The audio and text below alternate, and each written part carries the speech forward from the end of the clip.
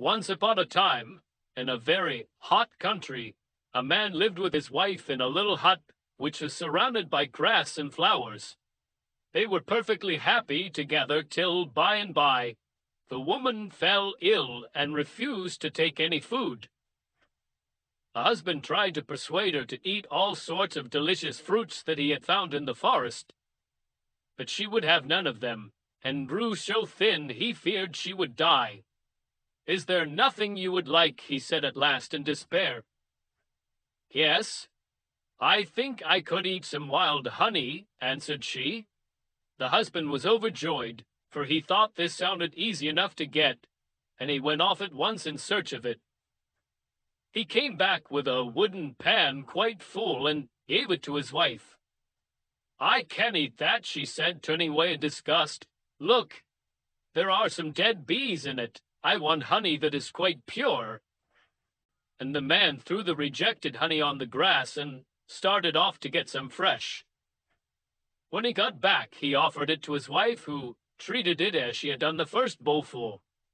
"That honey has got ants in it. Throw it away," she said. And when he brought her some more, she declared it was full of earth. In his fourth journey, he managed to find some that she would eat, and then she begged him to get her some water. This took him some time, but at length he came to a lake whose waters were sweetened with sugar. He filled a pannikin quite full and carried it home to his wife, who drank it eagerly and said that she now felt quite well.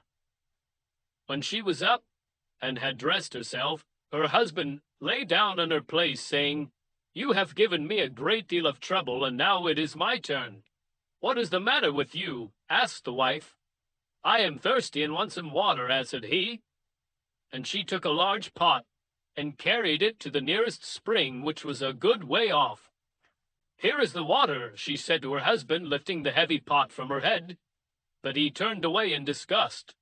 "You have drawn it from the pool that is full of frogs and willows. You must get me some more." So the woman set out again and walked still further to another lake. "This water tastes of rushes," he exclaimed. "Go and get some fresh." But when she brought back a third supply, he declared that it seemed made up of water lilies, and that he must have water that was pure and not spoilt by willows or frogs or rushes. So for the fourth time she put her jug on her head, and passing all the lakes she had hitherto tried, she came to another, where the water was golden like honey. She stooped down to drink, when a horrible head popped up on the surface. "How dare you steal my water?" cried the head. "It is my husband who has sent me," she replied, trembling all over. "But do not kill me. You shall have my baby if you will only let me go." "How am I to know which is your baby?" asked the ogre. "Oh, that is easily managed.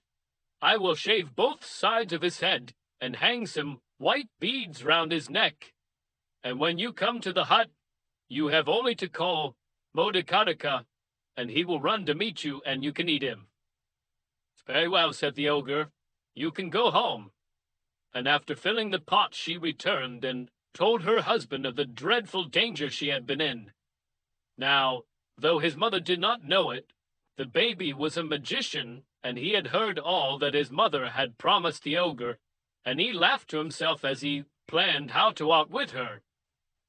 The next morning, she shaved his head on both sides and hung the white beads round his neck and said to him, "I am going to the fields to work, but you must stay at home.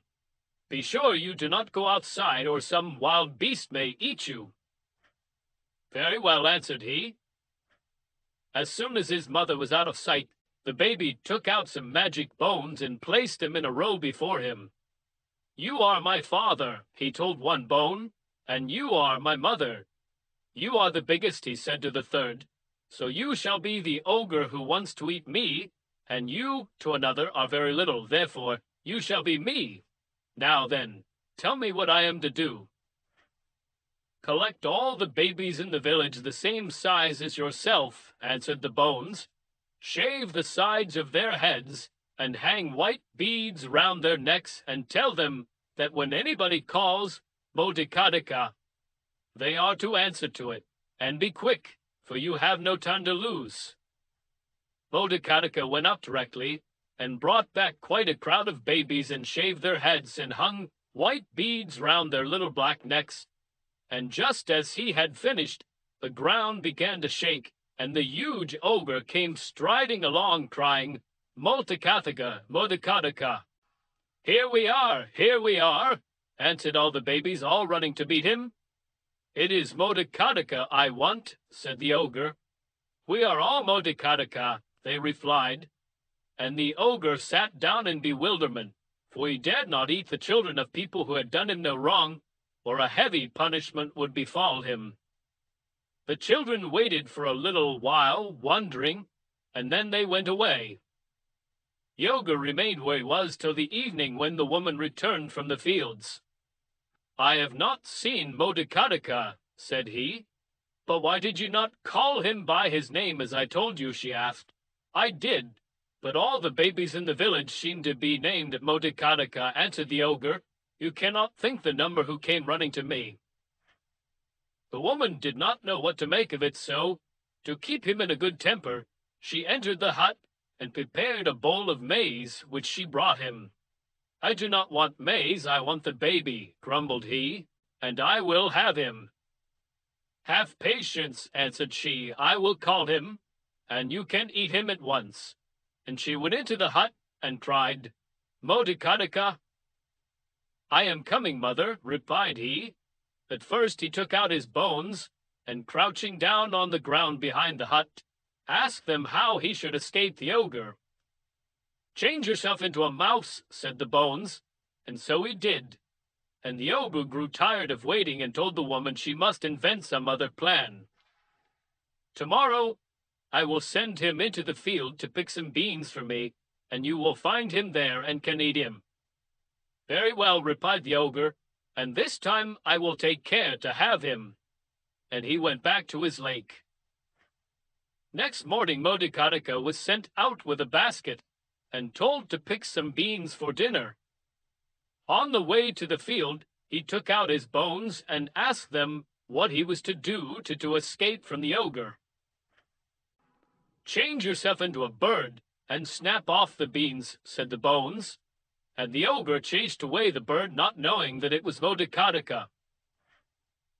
The ogre went back to the hut and told the woman that she had deceived him again and that he would not be put off any longer. "Return here this evening," answered she, "and you will find him in bed under this white coverlet. Then you can carry him away and eat him at once." But the boy heard and consulted his bones, which said, "Take the red coverlet from your father's bed and put yours on his." And so he did. And when the ogre came, he seized Motiratika's father and carried him outside the hut and ate him. When his wife found out the mistake, she cried bitterly, but Motiratika said, "It is only just that he should be eaten and not I, for it was he and not I who sent you to fetch the water." The end.